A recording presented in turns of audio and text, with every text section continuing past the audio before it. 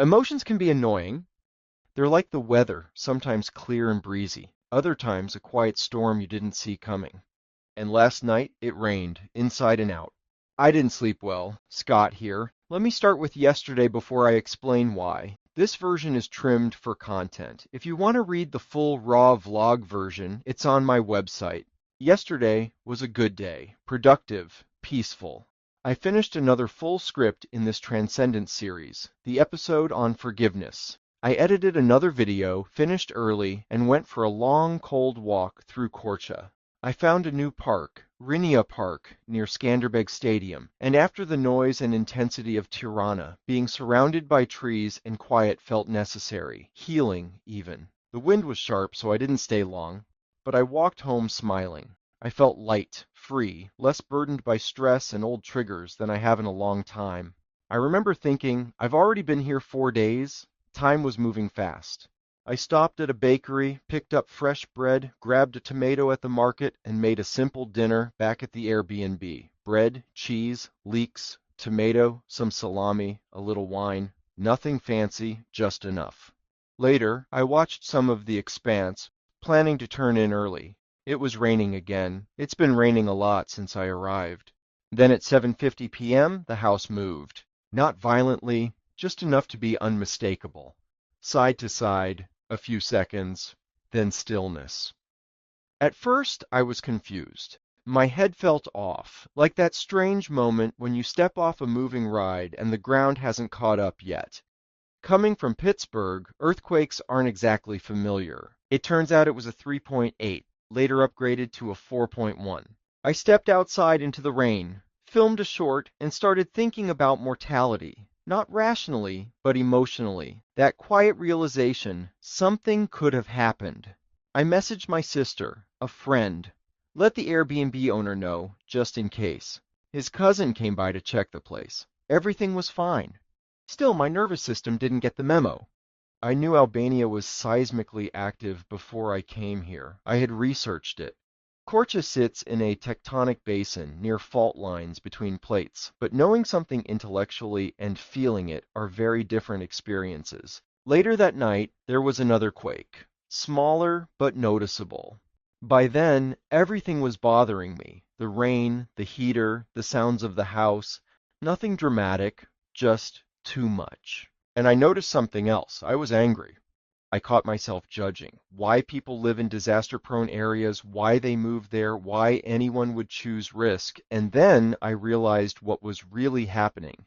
I was rattled, underslept, overstimulated, and my emotions were looking for somewhere to land.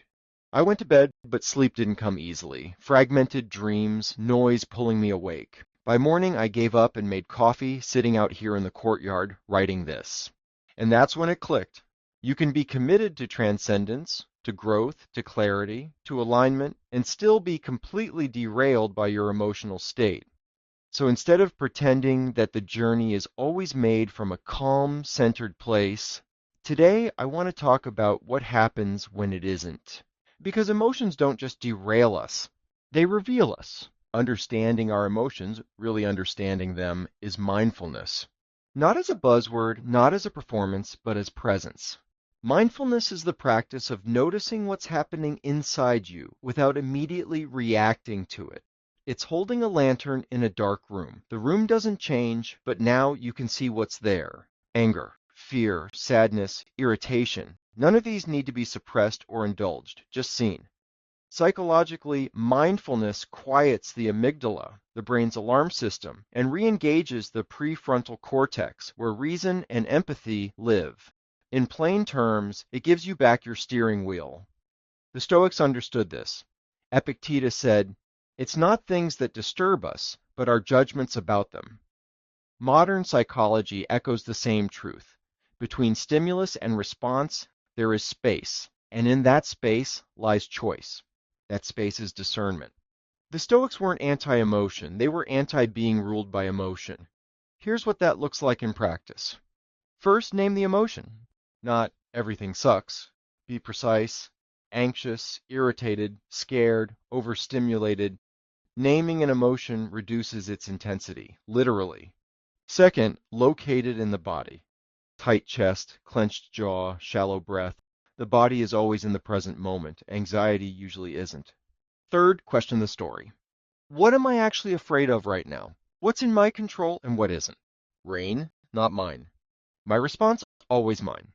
Fourth, take one small stabilizing action. Not solve your life, just regain agency. Drink water, walk, breathe, pray, write. Finally, reflect later, not during the storm.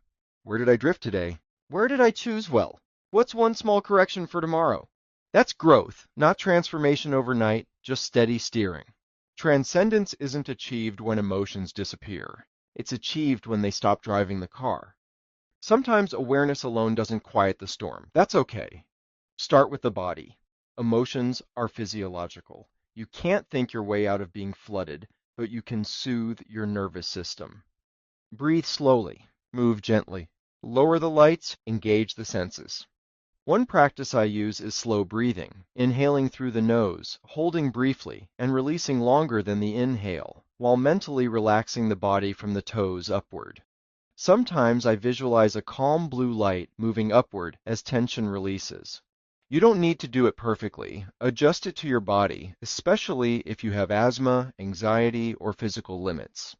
If the mind feels trapped, externalize. Write, speak, create, call someone safe. Expression isn't indulgence, it's release. And sometimes the wisest move is to lower your demands. Stillness isn't stagnation, it's letting emotional sediment settle. Most importantly, be gentle with yourself. This, too, is part of the journey.